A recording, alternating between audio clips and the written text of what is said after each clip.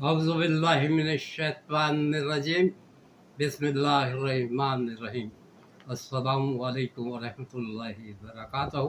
میں ہوں قاضی شارق محمود۔ ہمارے ملک کا سب سے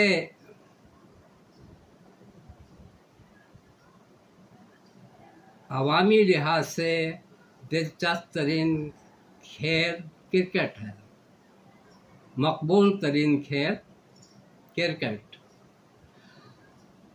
نمبر دو، دوسرے نمبر پہ ہاکی آتا ہے، لیکن وہ بھی آج سے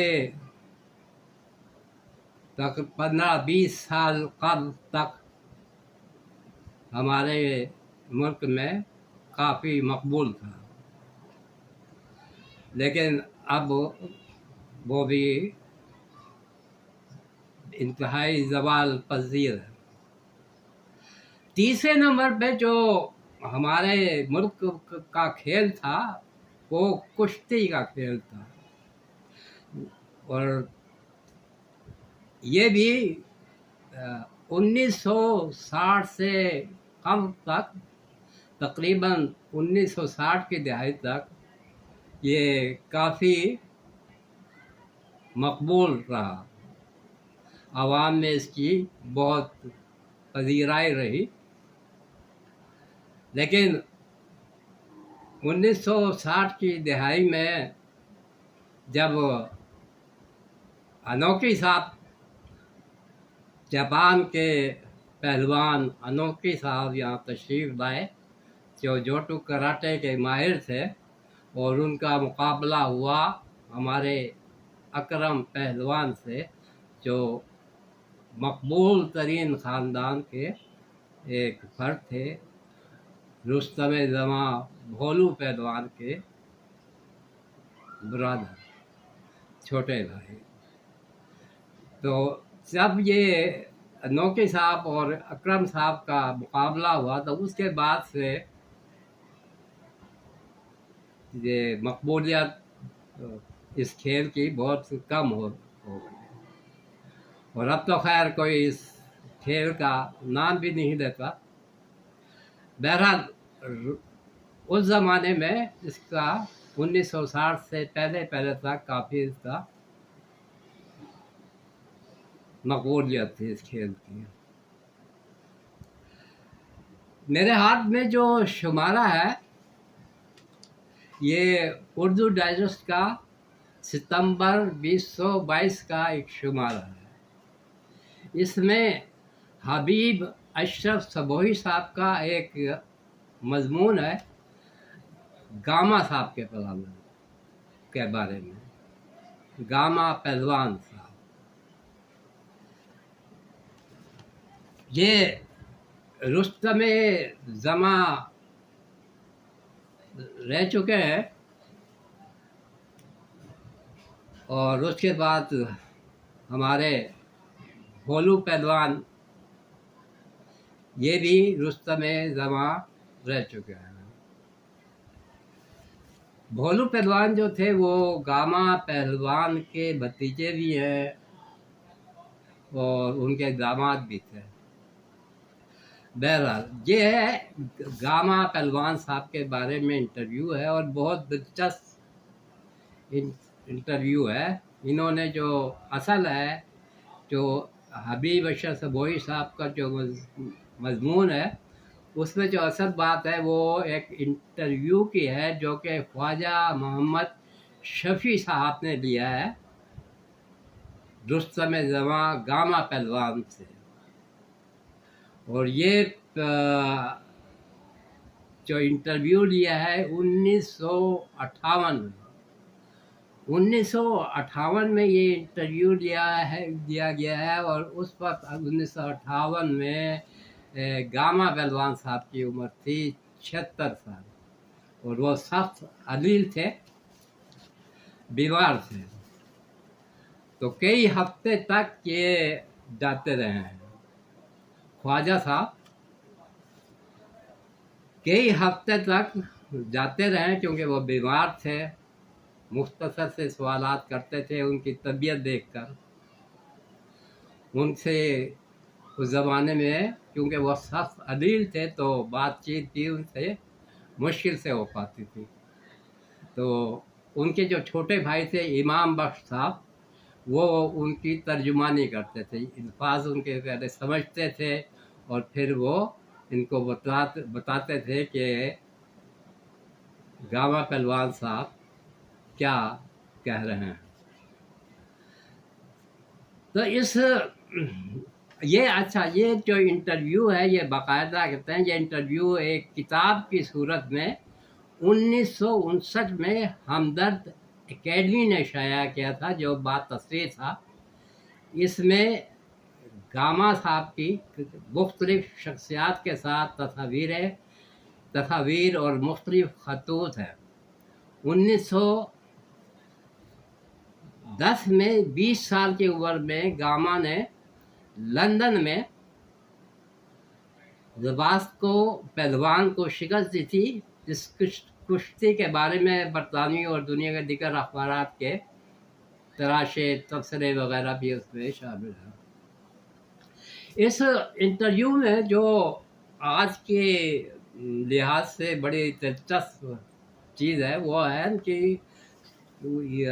خوراک کے بارے میں جب انہوں نے سوالات کیے گاما صاحب سے، ان کی خوراک کے بارے میں،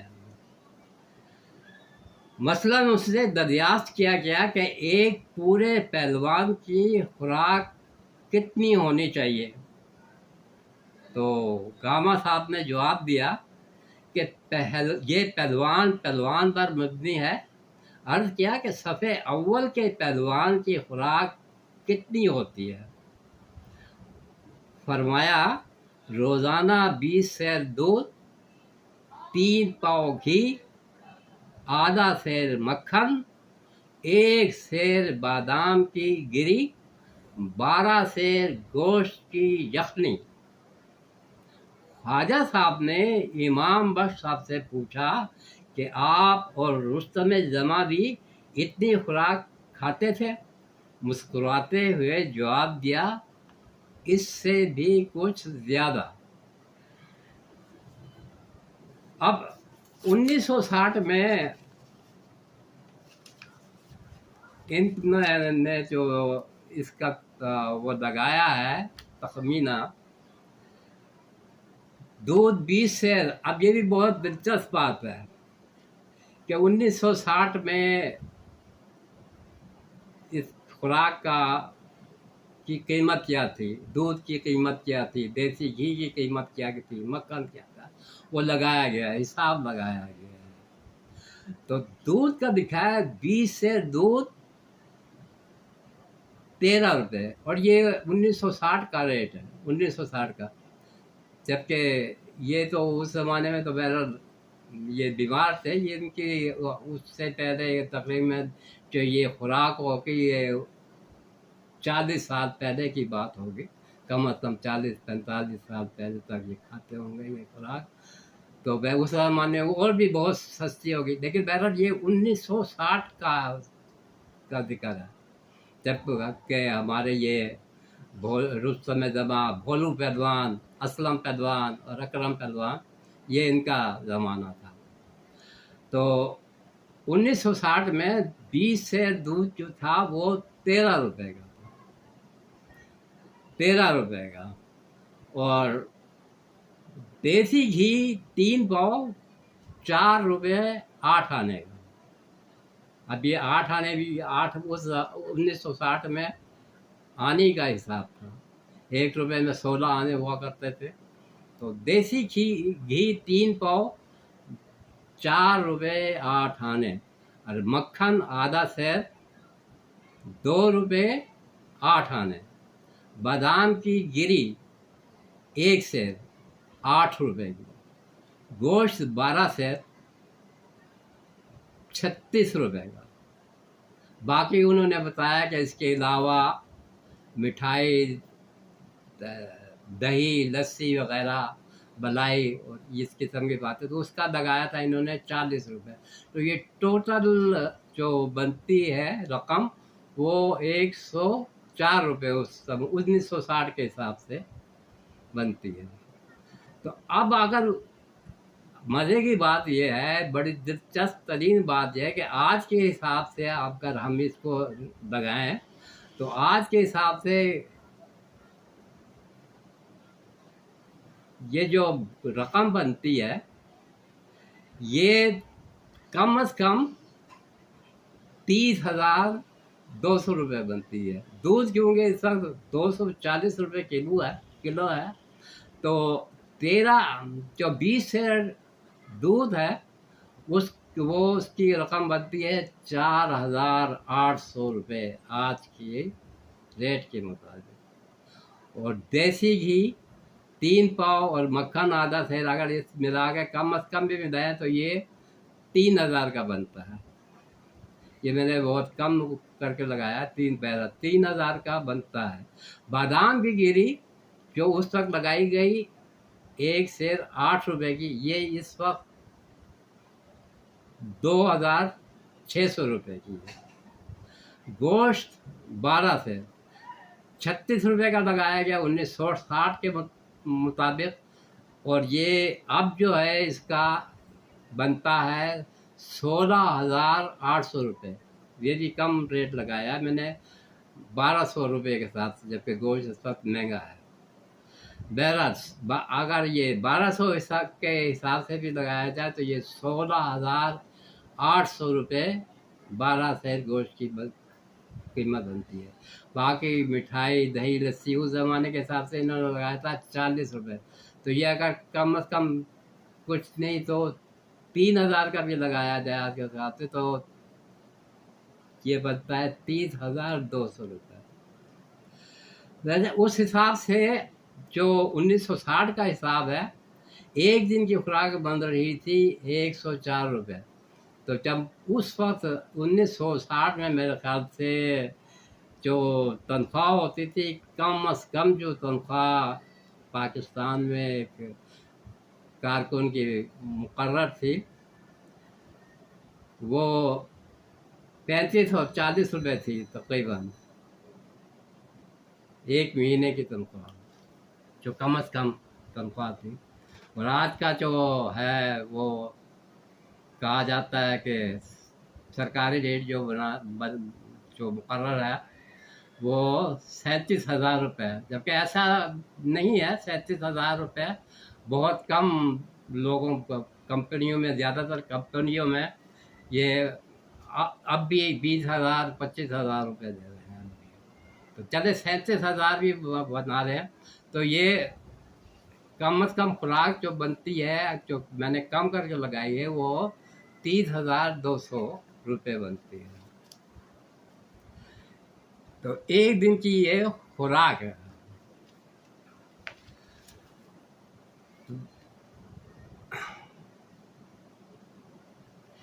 اچھا، ایک مرحلے پر ان سے پوچھا گیا کہ آپ پاکستان میں کشتی کا مستقبل کیسا دیکھ رہے ہیں، تو انہوں نے فرمایا، گاما صاحب نے فرمایا کہ یہاں حکومت کی سرپرستی نہیں ہے، اس کا مستقبل تاریک ہے۔ پہلے زمانے میں راجاؤں، مہاراجوں، رئیسوں، نوابوں کو اپنے اپنے پہلوان رکھنے کا شوق تھا۔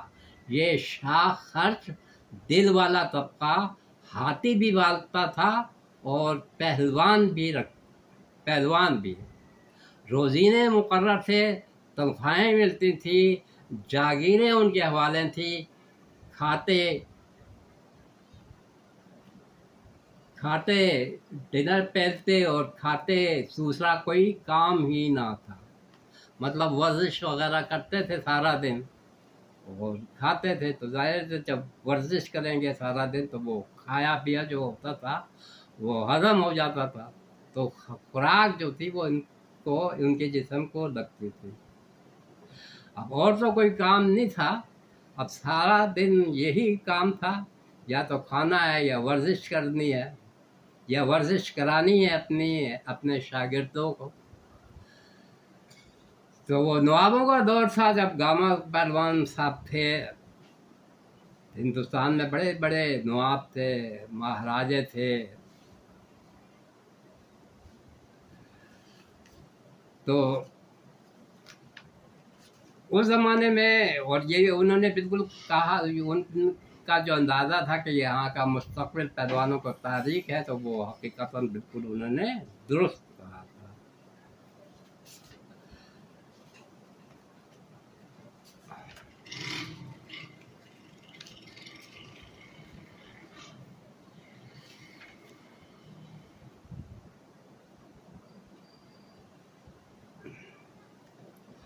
بہرحال اسی وقت سے یہ